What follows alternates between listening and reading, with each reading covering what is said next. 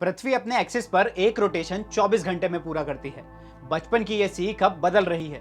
पृथ्वी के घूमने की स्पीड तेज हो गई है, यानी पृथ्वी अब 24 घंटे से पहले ही अपनी एक्सिस पर एक रोटेशन पूरा कर रही है। इसी का असर है कि दिन भी अब छोटे होने लगे हैं।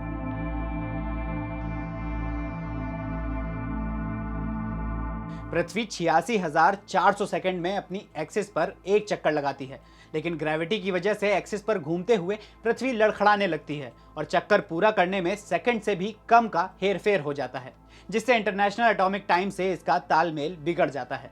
इसे सही करने के लिए 3 साल में एक बार 1 सेकंड जोड़ा जाता है। जैसे हर 4 साल में एक दिन एक्स्ट्रा जोड़ने को लीप ईयर कहते हैं, ठीक इसी तरह जोड़े गए एक्स्ट्रा 1 सेकंड को लीप सेकंड कहते हैं। 29 जून 2022 अब तक का सबसे छोटा दिन रहा।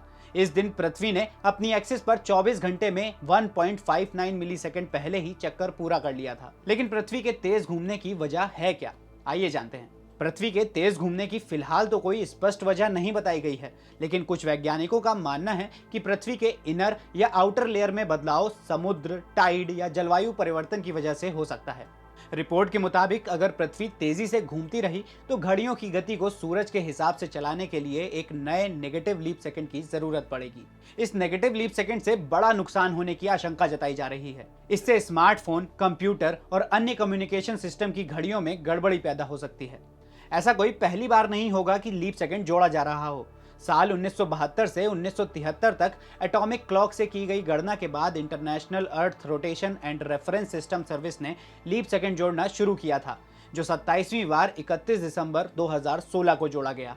मेटाब्लॉक की रिपोर्ट के मुताबिक लीप सेकंड वैज्ञानिकों और एस्ट्रोनॉमर्स के लिए तो फायदेमंद हो सकता है, लेकिन ये एक खतरनाक परंपरा है जिसके फायदे कम हैं, नुकसान ज्यादा। और भी ऐसे ही वीडियोस के लिए जुड़े रहिए दैनिक भास्कर ऐप के साथ, क्योंकि सच करीब से दिखता है।